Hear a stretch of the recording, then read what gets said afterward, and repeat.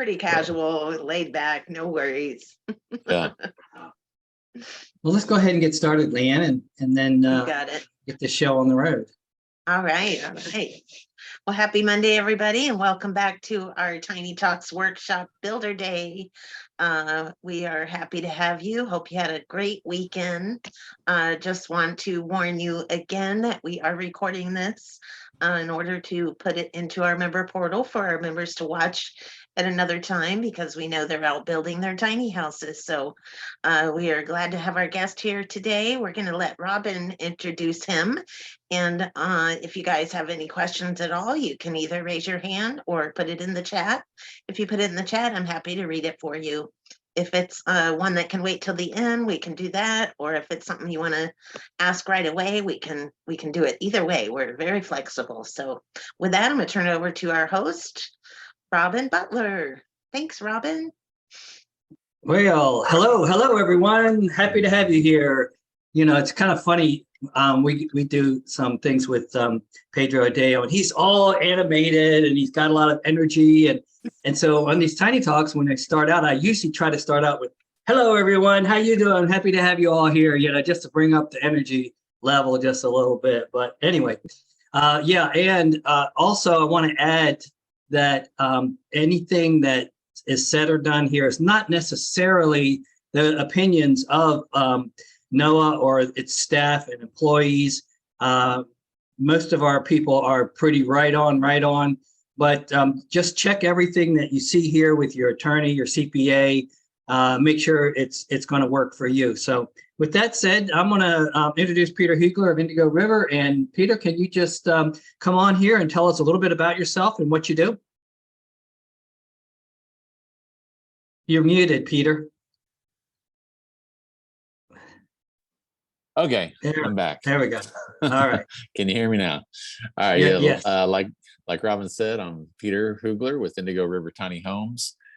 We started this business in 2017, building our first tiny house way back then, about 5 years, a little over 5 years ago now. And since then, we've built, I think we're working on our 38th or 39th tiny house right now. And so, you know, I got into tiny houses. I've been in the construction industry for about 17, 18 years or so. And I've always been kind of fascinated with small structures. My wife, Christina, can tell you I used to always like to go look, before I was doing construction, I used to always like to go look at the storage sheds and things they had at Home Depot and Lowe's. And she's like, didn't we just look at the ones at the last Home Depot we went to? And I'm like, yeah, but these are different. I want to go see what these are like. And so I've always been kind of fascinated with small buildings, and actually started out building storage sheds in construction, then moved into more remodeling and home improvement stuff over the years. And then I was being a general contractor with some friends who were doing flip houses. And, you know, they were having a hard time finding a flip house because the market was so competitive a few years ago, or, you know, back in 2017. And I just found out about tiny houses and had kind of become obsessed with them. And so I said, let's build a tiny house and, you know, see if we can do something with this. And so, you know, we started doing some research, ordered a trailer, I drew up some plans, and, you know, we started building, and from there we decided to turn it into a business, and, you know, built a website. Let me ask you a question in there. Do you still have the plans for the first one that you built? Maybe. That's always fun.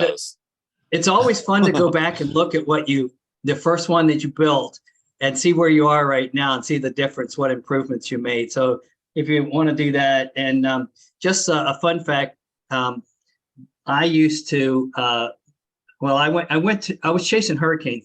92 Hurricane Andrew brought me to Florida, and then you know, I did some estimates on houses and did some fix and flips there. And then when Hurricane Opal hit the Panhandle, I went up there in 95 couldn't make it there, but I ended up working. When you said sheds, I ended up working because I couldn't make any money building sheds. This company called Heartland Industries it's a national company that builds sheds, and they have kits and they send them out to their dealers, and they subcontract out the construction of them. So I was like in 95, 96 era, just building sheds and garages for Heartland Industries. And they said, "Hey, Robin, we need a manager in Orlando." And so that's what brought me to Orlando. Was Heartland Industries set me up as a manager. But I hated corporate America. The thing is, it's a national company, and in wintertime, you don't build sheds up north. It's cold and snow and everything. So they would play around with the checks, the paychecks for our subcontractors.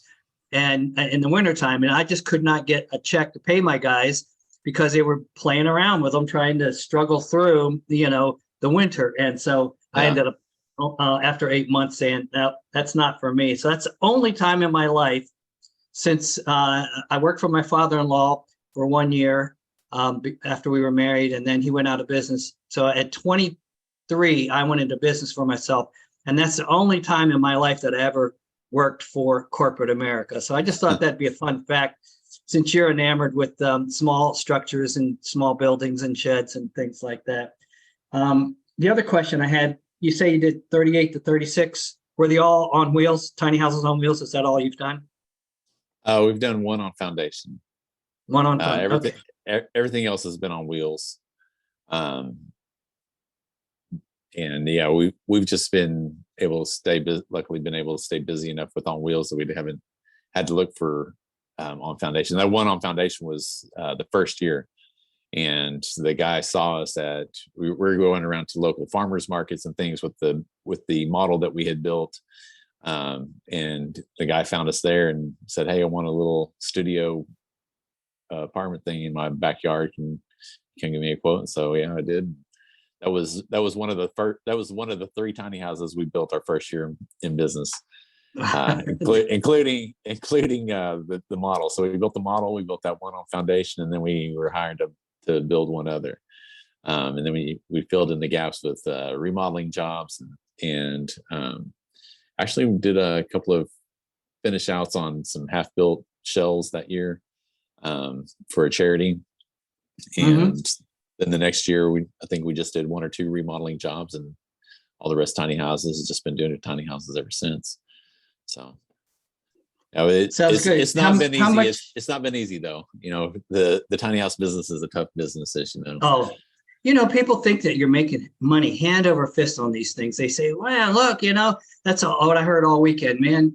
These things, because the 120-footers that they had from Incredible Tiny Homes, or Incrediboxes, I think they called them, were $30,000, and the same size, kind of the same shape, 24-footer that was right next to it was 60,000, and they were like, they couldn't understand the difference. Yeah, like, can't you see? Like, you just want to shake people, like, can't you tell the difference in the quality here and what we're doing? Yeah. And you don't want to say anything, but anyway, that was just amazed me all weekend long, how the people were like saying, "Oh, look, that's only 30,000." But I know that you cannot build a tiny house, anything hardly, for 30,000 and sell it, make any money at 30,000, unless you're doing those RV SIPS panels. If you're doing that, then yeah, you could do it. Yeah. They put one together. They put one together in a day. He said, "Yeah, they do one a day." Yeah, that's amazing. Yeah, and if you're turning them out that fast and selling them that fast, then you'll probably do all right. But I'm a carpenter. I can't, and I'm a custom carpenter. Is what I've kind of grown into being. It's not what I've always been. Obviously, I was building storage sheds, which you don't do much finish and trim work. But as I went into doing remodeling work and stuff, I got more into the finish outs. And one of the things that I loved about tiny houses is being able to do high end finish outs that you might see in $1 million+ homes, in a home that's back then was $100,000 or less, and now maybe $150,000 or, post COVID. But yeah, that's one of the things that really attracted me to tiny houses is the high end finish outs that you can do and do for people at a more affordable price. Sure. You can, you can put some really cool kitchen countertops in because you don't have much in the way of countertops. Right. It's just a small amount, but so some real high end stuff can go in there. What's the largest one you've built? Well, we build up to 399 square feet. So Okay. we're doing park models. Last year, we actually didn't build any travel trailer size. Well, we did build some 8.5 foot wides, but they were over 320 square feet. So, they were still, they could have been either park models or travel trailers. Yeah. At 8.5, that thing's got to be what, 50 feet long or something Well, I think 38. I think you hit 320. I can't remember exactly, okay. but we did. But like right now, we're when we got in the shop, I'll show you. We're working on an 8.5 foot wide by 43 foot long gooseneck. So it's really long. And we built Cool. one of those last year. And we built quite a few 10 foot wides last year. Last year we only built 6 houses, but they were all larger. So as over the years as we've been building, the houses have gotten bigger and bigger. Our first house was a 20 footer, and I think we've only sold one 20 footer since then. And then everything was we did a handful of 24 footers the first few years, handful of 28 footers. Most of them were 32 foot, 8.5 by 32. Built some 36 footers. Then we started doing goosenecks and okay, now we're doing an 8.5 by 39. All right. And then at that time that was pretty big. Then we built a 10 by 32 and we built a 10 by 36. And so the houses just kept getting bigger and bigger. And so, last year, the smallest house we sold was an 8.5 by 36. And Wow. so we built 2 that size. We built one 8.5 by 43. And then we built everything else. I think it was a 10 by 36 last year. Yeah. Or in that size range. Wow. Oh, we did a 10 by 30. We did a 10 by 39 gooseneck. A 10 by 39 goose. Now that's an interesting design. Yeah. And that was a really cool house. And that actually was for a family of 4. They've got a married couple with 3 kids. 2 of the kids are, from a previous marriage. So they're only there like every other weekend or something. But yeah, there was 3 separated sleeping areas for one for each kid. And then a stand-up bedroom in the gooseneck area, the pop-up storage bed and wardrobes on the other side, and cabinets going over the head of the bed. And, everything done to the nines, shiplap walls, and peninsula. Is that what you mostly do? Shiplap on your interior finishes? Yeah, mostly is what people have been ordering. When we first started, we were doing tongue and groove pine, plank. Most of the time unfinished, and then people, as the shiplap look gained in popularity, we started selling that upgrade more. I think the first year, maybe 2 years, I don't think we did anything but pine plank. Mm-hmm. Have you done anything with B-board paneling on the interior?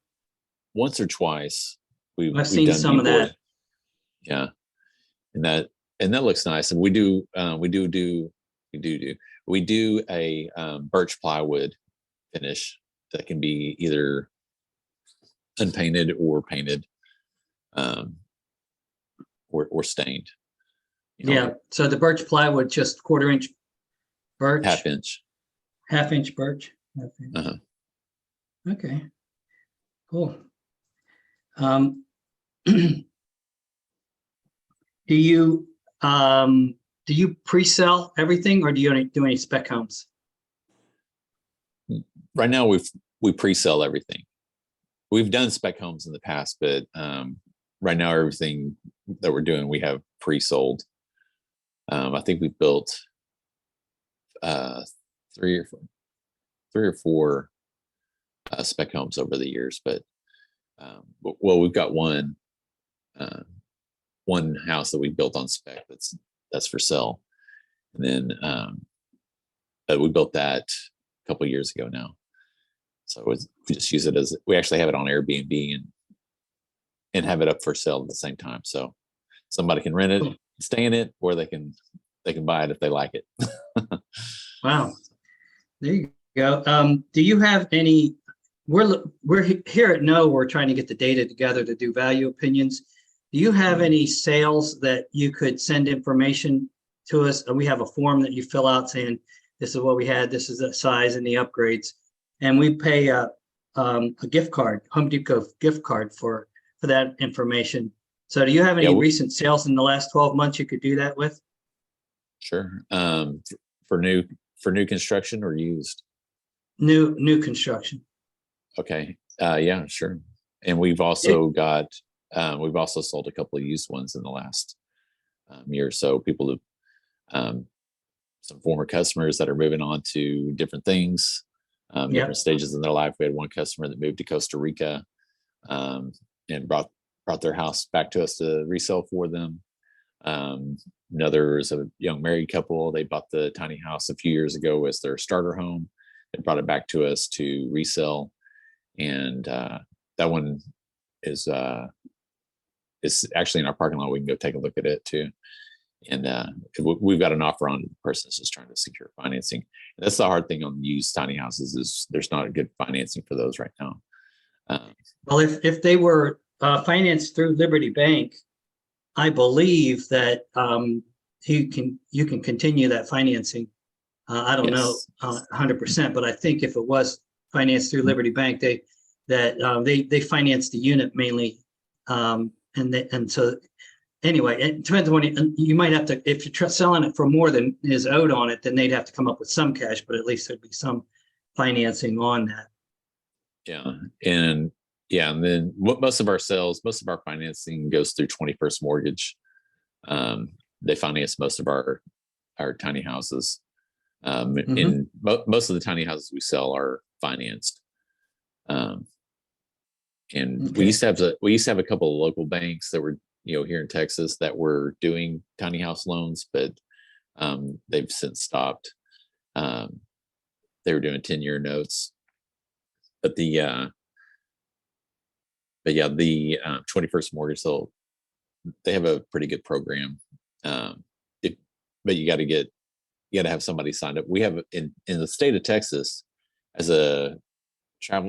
we're registered as a travel trailer manufacturer, and which makes us a vehicle manufacturer.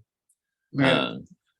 And so there's a law in the state of Texas, and I think there's 6 other states that have this law, but we're not allowed to sell directly to the public. So we have to go through a dealer.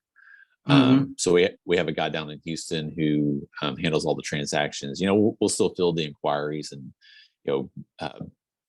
get everything set up the way they want, but all the money in it and the deal is sold through our dealer out of Houston.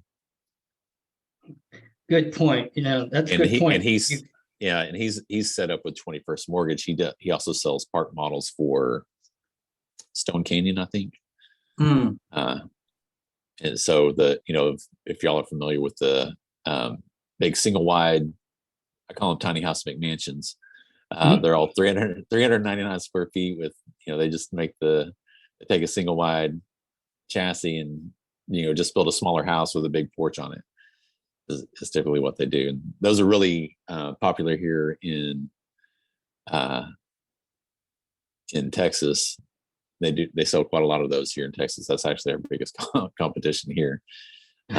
Other parts of the country, I don't know, but I know they have several factories here and that from different companies that do it, do those park models here, which, well, like I said, we do some as well. But ours are smaller and more custom. Right. Well, the park models, 399 square feet. They are, the porches aren't included, porches and lofts aren't included in the square footage. So Right. they can put a big old porch on it. And down the road, I've seen some people that close in that porch into usable space and Yeah. that kind of thing. But yeah, for the ANSI 119.5 product, it's just the outside measurement, outside to outside, not inside, outside to outside measurement footprint of the conditioned space that is on that. So that's how you come up with that. I see David's got his hand up. Hey, I just had a quick question. I know it's funny how you're talking about those McMansions. I mean, because I'm closer to the Austin area and they're everywhere. I was gonna say, like, Peter, what would you say is, like, say your top 5 selling points to do a NOAA certified tiny home compared to the McMansions? It's really the quality of the construction. You know, those houses are built. They're built in a mobile home. Whoops, dropped my phone. Muted myself. All right, there you go. I'm back. Got him all upset there, David. Yeah, I know it's a sensitive subject. Yeah, they build them in a mobile home factory is what I tell people, and which is the truth. They build like they're completing a house a day or sometimes more. They're building 250 to 300 houses a year. You move them more than once and you're going to have some pretty big problems with the house. So they're made to just be moved once and that's it. And the finish out's not as good. The quality of the materials they put in it is not as good. We do everything custom, and so that's really our biggest selling point is just custom, and quality. So right. Okay. Yeah, I was kind of curious about that. And then, and in my understanding from talking to our county is that I believe those styles are taxable when they're because most of those are really set up more permanent on cinder blocks versus a standard tiny house on wheels. Use the jacks on the 4 corners, then it doesn't become a property taxable item. Then is that kind of what you see? Well, I think that varies from county to county. The ones that most of the ones that, as far as I knew, that you still pay sales tax on them, and then I did hear that some counties in Texas have started taxing those though, but I think most counties they're still taxed as travel trailers, as long as they're not. Well, I say as long as they're not permanently attached, but usually they like you said, they block those up and anchor them down. So I don't know how they get around that, but. Yeah, if it's on cinder blocks, then it's county taxable. If it's not on cinder block, then they don't. That's kind of way our county is. Yeah. Okay. What county are you in? Fayette County, right between Houston and Austin. Okay. Yeah, right out of Bastrop area. Okay.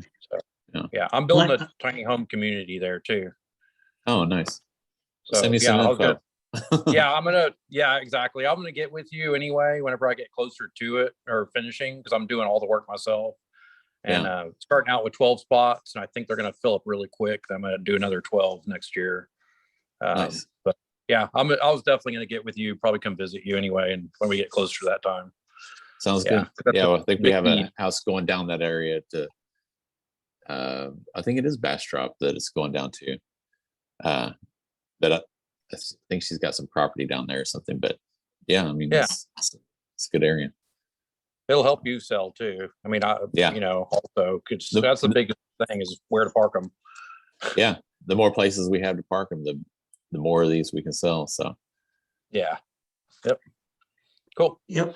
We have, in Florida here, the way it works is you can surrender if you tie it down to the with augers and cinder blocks, you can keep it what they call personal property, and it's a red sticker that you get from the motor vehicle, or you can surrender the title and make it part of the real estate, and then you get a green sticker on the thing. That's how it happens here. And we have an attorney that did the research on all 50 states, Jennifer Levini, And if somebody could put her book on the chat, that is on Amazon. If you're Amazon Prime, it's free. It's $10 if you're not. But she has, and if you get the online version, it has all the links to all the states of, how to set up in that state, what the requirements are. Like you said, Peter, in Texas, you cannot be a manufacturer and a dealer. You have to be both. Same thing here in Florida. So that's a good resource for those of you that do sell houses that move to other states to kind of understand what those states are calling for. So just wanted to mention her in there. And if somebody could put the name of the book in the chat, then people can look it up. Yeah, that'd definitely be valuable because we do have houses that go to other states. Where one of the houses we're working on right now is going to New Mexico, which I have no idea what the registration laws or anything like that is going to be like. Trying to get it titled and everything in that, next in our neighboring state. But I know in Texas, if you can avoid that property tax, because we don't have income tax here, we just have sales tax and property tax. So our property taxes are pretty high, and if you can keep from having to pay those and keep it taxed as a travel trailer, it's definitely advantageous. Absolutely. In our state. Absolutely. So. Well, Peter, do you have some houses to show us? Can we take a look at your shop? Before we run out of time here, and see how you set up and what you do. All right, they're using a grinder right now, so I'm gonna have to tell them to pause because it's gonna be really loud when I come out here. But yeah, we'll I heard it. This. Yeah, we'll start with this house that we're working on. This one is in the earliest stages. It sits construction. Hang on just a second. Hey, Houston. Hey.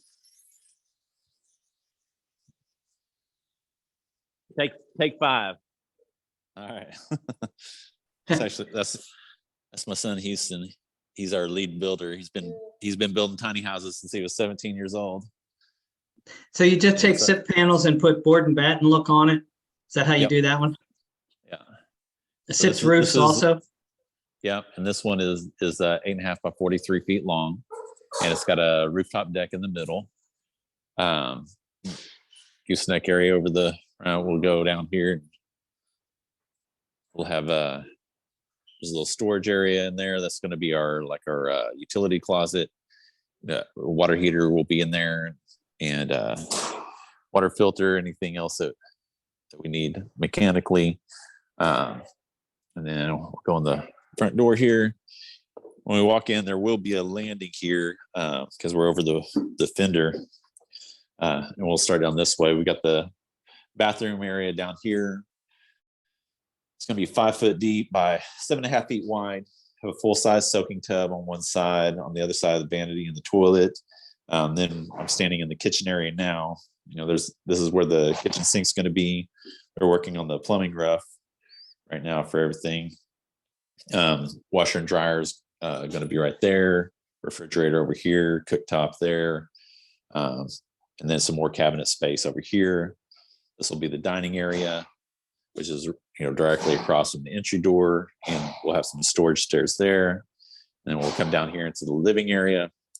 And then we're doing a built-in sofa here with storage underneath. And then her TV, we have like a kind of an alcove area underneath this landing where her TV is going to go, be mounted under there. And then, we haven't closed that off, but that's where that storage space that I showed you just a minute ago was. And above us is the rooftop deck. We would have got about 6.5 feet of ceiling height where I'm standing now.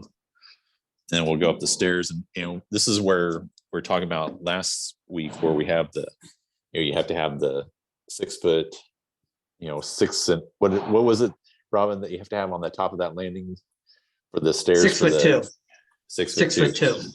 Yeah. So right here we have about where I'm standing, we have about 6 foot 4 inches of ceiling height, and you'd have to have and this is what I was talking about for the bed platform. We have to have a step up because it's about 30 inches high there, and then crawling out that window. That's how you access rooftop deck, which I'm not going to do right now. don't think y'all want to hear me grunting and groaning trying to get out that window. So this is a queen size bed platform that we do. This is our, for our stand-up lofts. There'll be 2 wardrobes here against this wall. And then there'll be a doorway here that closes, and this will be the office area. So we're over the gooseneck right here, and have like about a 7 foot by 7 foot office space for our client. Mm-hmm. What goes underneath the bed platform? The living room. Oh, we're looking down in the living room. Okay, Yep. Gotcha. Yeah, people always ask us, is there storage under here? No, that's usually we put the bathroom under there. But just the way that this customer wanted their house laid out, we put the bathroom at the other end. But so no, your bathroom's under there. No, the living room's under that space. So we can All right. we can go around here. Let's go around this way. Got our mini split systems. This one's going to have 2 mini splits, one at the front, one at the back, because the space is pretty divided up. So just one head isn't going to be enough. And you can buy one outdoor unit with 2 heads, but when you're doing tiny houses, it's really, you're going to put one at one end and one at the other, and to run Freon lines and everything. It's really more cost effective, I found out, just to buy 2 separate units. Yeah, that's what we found out too, was that the 2 separate units works a little better, just because of that. Trying to get the lines run from one end to the other. This particular house has solar. The solar's not hooked up yet, so we have it bypassed. But it's going to have a 20 amp hour battery bank. That's a hybrid inverter. That's where the grid power comes in with the 50 amp breaker. And then a little bit of plumbing. This is a storage shed on the rear of the house on this one. Got our tankless water heater here. And that's our whole house water filter. So we always put a whole house water filter in just to reduce the scale and things like that. Mm-hmm. And then we got board and batten, combination of board and batten lapboard siding on this one. We did French doors. Now, did you do SIPs on these, or are these framed up? This one's SIPs as well. Okay. And then we got a front storage shed. We got Chad working in here.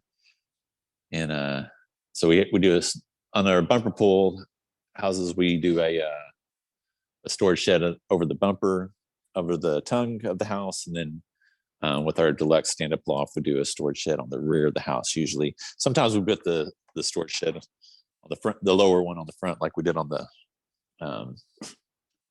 the gooseneck house as well. But we'll step inside this one. I'll try and keep the camera steady. Sorry, I wasn't paying attention to that before. I hope it didn't make anybody motion sick. But so this is the living area in this house. So we've got a loft up above, a set of back storage stairs. Go check those out. Double casement windows. We got storage drawers and doors and all this, and that step actually lifts up. And then up here we've got a full wardrobe, half hanging, half closed. We got a little step up to get up into the loft here. We've got it staged for we had an open house a couple weeks ago, but then we tore the house back apart to finish it up. But so we got a twin bed in there right now. You could do. Did you get a queen? You could do a queen in here, yeah, easily. This it's 9.5 feet this way, and then however long that is, 80 inches or so this way. So you could even do a king in here if you wanted to. Okay. Oh, better handrail. I like that setup there too, where you come up the stairs, you have the wardrobe in the back, and then right over the living room ceiling is just a bed. And you don't have to have a whole lot of height in your loft right there. Yeah. And that's the alcove underneath the landing that I was just standing on. Then over here, we have our dining area and our kitchen. We've got some open shelves above. Above the That's a kitchen. nice kitchen. What kind of you. kitchen sink do you have there? Is that it looks like it's a nice custom design triple or It's a double bowl. stainless. It's a single bowl with it just has some drop-in accessories. It's got this lip on it where you Oh, can okay. hang accessories, and it comes with a cutting board, a little drying rack, and I don't even know what that part is, and then a grid in the bottom. You should put your Nice. dishes in here, fruit or whatever, and rinse things off. And then pull down faucet. Mhm. We've got the tilt out there. Everything's soft close. You do all undermount, soft close, drawer slides. All of our cabinets are custom built. We got a local guy here. This is for the trash can. Here, this has got a gas range. This is actually a RV range, which was what the customer wanted. Usually when we do a gas range, we'll do like a drop-in gas cooktop and then a 24-inch built-in oven, but the customer wanted something a little smaller. And then we have an over-the-range microwave, low profile, vents to the outside there. And then we have an RV fridge that actually runs on propane as well as electric, which Nice. is also a customer request. Our standard is just a regular plug-in 10 cubic foot apartment refrigerator. Also got some pull-out pantries here, upper and lower. And then cabinets above and below the refrigerator. We got the storage stairs here with more drawers and more pull-out pantry space. See, that's the difference between your mass production, that produces one a day. You're not going to get somebody to come in and put in an RV style range or an RV style refrigerator in there, and they're not going to do the custom stuff like the solar and all that you're putting in here, Peter. So that's your edge, David, is being able to do what the customer wants, and come up with some nice quality finishes too, with all the storage that go. I mean, I'm just amazed all the storage that you have in that thing. Yeah, we got the medicine cabinet over the sink, drawers underneath the sink. This is a IKEA. We got storage cabinets. That's the shelves that go in there, but that's the storage cabinet above this goes above the toilet. Now this is plumbed for a regular flush toilet, but the customer is going to be off grid at first. She wanted us to plumb it both ways. So we built this little platform because we have the plumbing cap, the toilet flange capped off, has a screw head. So we had to build a little platform over it because it was sitting up proud of the floor there. Are they going to use a composting toilet? Yeah. Do you know? We're going to do a composting toilet. I think she said she's just going to do a bucket style toilet is what she's going to start with. So, all right. Because just guys, if we've you got storage are underneath there. going to be putting in a composting toilet, just want to let you know you may need to put an outlet there. Some composting toilets do have fans that go with them. Yeah. And if she does need that, there's a GFCI outlet just above, right next to the sink. So if she needs to plug in there, she can. And we'll go upstairs here. This is our signature design, the deluxe stand-up loft. And we'll go take a look back this way. We have a double ceiling fan there where you can direct the flow of that. You can tilt the heads on that to where usually the way we like to do it is one head pointed toward the loft and one head pointed down, and it also rotates 360 degrees. So it really helps circulate the air throughout the whole house, which is a big problem in tiny houses that just have one air conditioner. And we've got shelving next to the bed. This is a king size platform, but she just wanted a queen size bed. So usually we do this shelving back toward the edge, but we moved it up for her. And so she's going to put plants on this side of the shelves and then whatever she wants on this side. And then normally we do either a full wall of wardrobes, or we'll do like 3 wardrobes, or we'll do 2 wardrobes with a window seat in between. This customer has like an antique sewing machine or It might not even be an antique sewing machine, some kind of sewing machine that she wants to put in this space. So we left this open for her, and then she just has the single wardrobe here in her bedroom space. And this, if it's a queen size bed, we have our egress window there, and then also double casements on this side. And so we have a really nice finish out on this house. I think the customer's already seen it. She's very happy. So I see one head for the mini split right in front of you there. Yeah. Where does the other mini split go? This one just has one head. Just has one. Okay. Is it 12,000 BTU? Do you know? This one is a 12,000 BTU, but it's a 31 SEER. So Okay. it's very high efficiency. Mhm. So it'll work better with the solar and use less electricity Got it. to Mhm. Yeah. to heat and cool. The agree over there, I think those are around 21, 22 SEER. So not as Yeah. high of a rating. So that's All right, something to there's- think about, guys. We use mini splits in my builds, and I'm realizing the SEER is very critical in power usage. And so as I go forward, yeah, I can pick them up pretty reasonable. But then in the long run, you're paying a lot for power, electricity. The SEER is the efficiency rating on it, and a 21 SEER or a 30 SEER, that's a really good efficiency rating on an air conditioner, because they used to be like what 10 and 12 SEER when you go into a house, and now they, the builders have up, or the building department has upped that requirement. I don't know what the requirements are in your area, but they have gone up. And if you're going to build a house on a foundation, that the SEER of the unit needs to be up pretty high. Yeah. And I'm have not you sure ever what put the any? requirements are. Have you ever put any mini splits in the loft? Because the loft is your biggest challenge. Hot air rises, and if you're in a hot climate, you can put a mini split there, like he had his, but the hot air is going to rise, and unless you got a fan like he has to circulate the whole thing, your lofts are going to be warm. And I'm thinking in building these things, might be smart to put the air conditioner right in the loft itself and let that air come down from the loft, and that'll keep the loft cool. But I've never seen anybody do that, but it's just a thought I had. We've put them up there if we've done multi-zones, but we've never put one. That's never been the only unit that we've installed. Mhm. So we have, Yeah. we've done them in the bedroom, but we've never done that as the primary unit.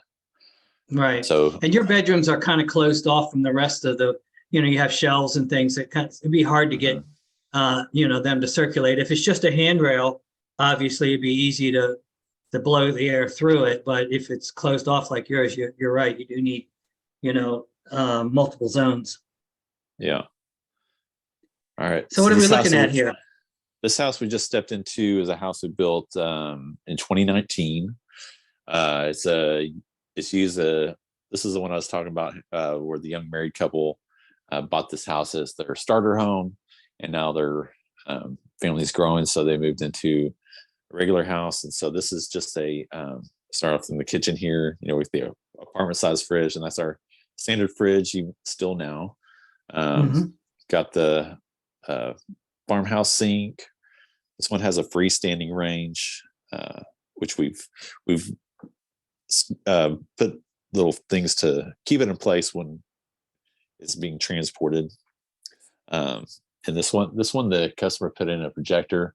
Let me step back, because that's a really nice reclaimed wood accent wall that we installed on this house, with some old fence pickets. One of my ex-employees and I came up with that design, and I think it turned out really And the cool. reason why you had to come up with that design is because fence pickets are only 5 or 6 feet long, and so what do you do with the joints? Rotted on the ends, right. They're kind of rotted on the ends, so you could get a 4-foot piece out of one and say, well, now what do we do? And that's smart. That's a good use of wood. Yeah. So the living area on this one, we've got a big picture window. It's like a 5 foot by 5 foot picture window. We've got some clerestory windows. We always try to let lots of natural light in. That's a full size sofa. And they have the projector screen. You could also just put a TV on top of that coffee table there. Very easily. There's even space in between the coffee table and the kitchen area. Got our storage stairs again with the doors and drawers.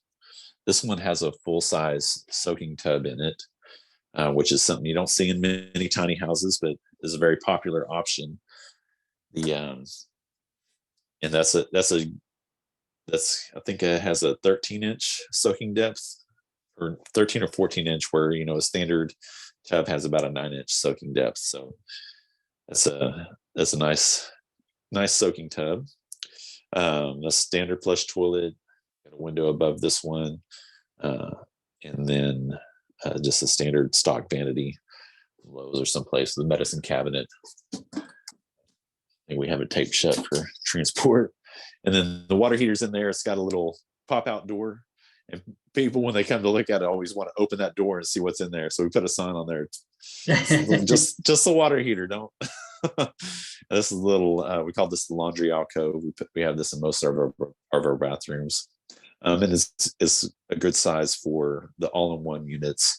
And some of our larger houses will make them big enough to do side-by-side units as well.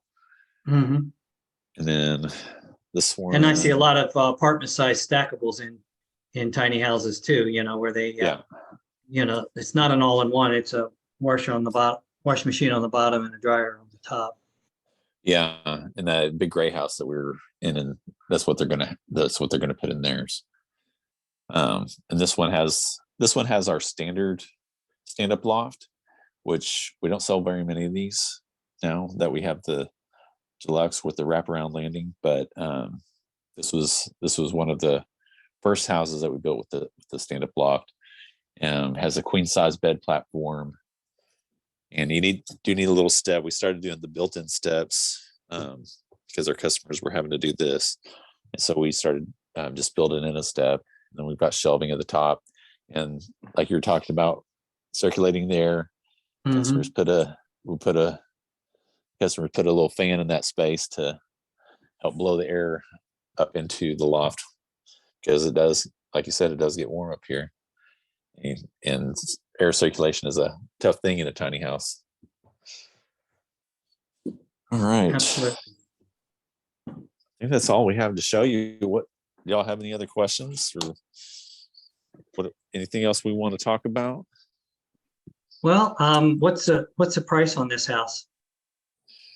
This is like I said, it's used, and the asking price on it is $85,000. I think if we built this house new, it'd be over 100. It'd be like probably 110, 120, that price range. Because it has like the colored window upgrades. Oh yeah. How old is? When was it built again? This one was built in 2019. 2019. Okay. All right. So in 2019, you were probably about at that price, but things have gone up. So the point I'm trying to make is that these houses don't lose their value. They bought it at one price, and you could pretty much sell it 3 years, 4 years later for the same price. Yeah, we have an offer on it, and which the customer accepted for $78,500. Okay. But they're trying to they're still working with 21st to get the financing piece of the puzzle in place, and that's what we talked about. They just having that option of financing for used tiny houses is, I think, a big piece of there's a vacuum in that space, if you will. I think there's a big opportunity for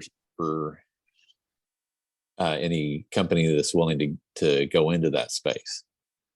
How do you, when you sell your homes, do you, through 21st Mortgage, do they require you to have them on, you know, how do they know that their value? Do they have to go on the vehicle book that a lot of people put them in, or what do you do for value on them? Well, this is the first used one that we're trying to sell through them. So I don't know. We were actually going to use your service to try and get a valuation for it. Yeah, no, for use, that's how you do it. But a lot of, at least a while back, I don't know if they're still doing it. They wanted an NADA. They wanted you to be in the NADA book with your model, and then the bank would look in there and say, "Oh yeah, that model is X amount of dollars, and here's the upgrades." That's how they were doing the new stuff. But what you're saying is 21st Mortgage just kind of knows what things go for, and it would be hard for you to overprice your house and for them to finance something that was overpriced and then have to take it back. That's what they're afraid of. They don't want to have to take it back and not be able to sell it. Yeah, I don't know what they do as far as the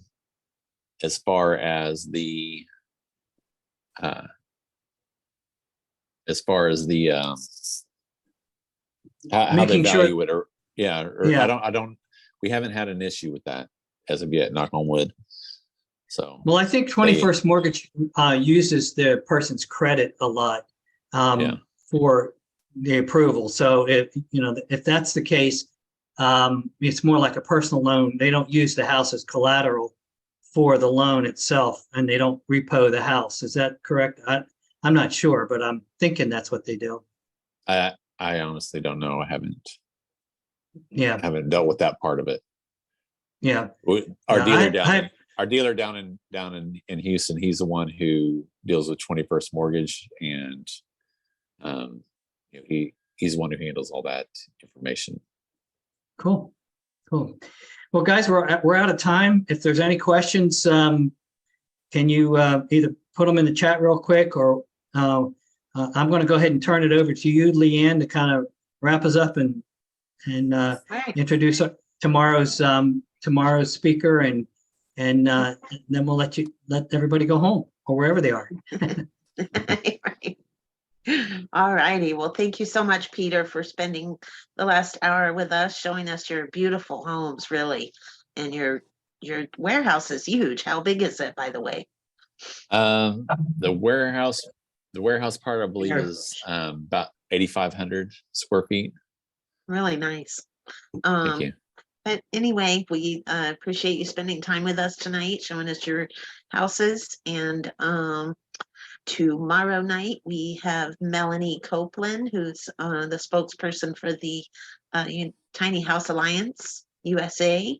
And she'll be our special guest tomorrow night, talking about her tiny house journey, among other things. So hope you all can join us. And if there's no more questions, we will see you tomorrow.